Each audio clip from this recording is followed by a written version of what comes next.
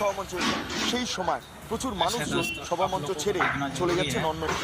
আমার ভিডিও রবি শর্মা সামগ্রিকভাবে গোটা ছবিটা তুলে ধরেছেন এবং এক্ষেত্রে প্রশ্ন, তাহলে কি মুখ্যমন্ত্রী মমতা বন্দ্যোপাধ্যায় তিনি যখন সিএ নিয়ে গুরুত্বপূর্ণ বক্তব্য রাখছেন তখন সেখানকার মানুষজন বা হাবড়া মানুষজন তারা কি অন্য কোনো আঁচ পাচ্ছে, অন্য কিছু বুঝতে পারছে? সিএ নিয়ে কি ভ্রান্ত পথে চালিত করা হচ্ছে মানুষকে, সেই কারণেই কি তারা সভামঞ্চ থেকে বেরিয়ে আসছে? ভিডিও জার্নালিস্ট রবি শর্মার সাথে বিদ্যুৎ চৌধুরী, রিপাবলিক বাংলা, হাবড়া। মুখ্যমন্ত্রী মমতা বন্দ্যোপাধ্যায় ভাওতাবাজি নাগরিক অধিকার কেড়ে নেওয়ার চেষ্টা, দরখাস্ত করলেই সব নাগরিকত্ব বাতিল করে দেবে। হাবড়ায় এর মানুষকে ভয় পাওয়ালেন মুখ্যমন্ত্রী মমতা বন্দ্যোপাধ্যায়।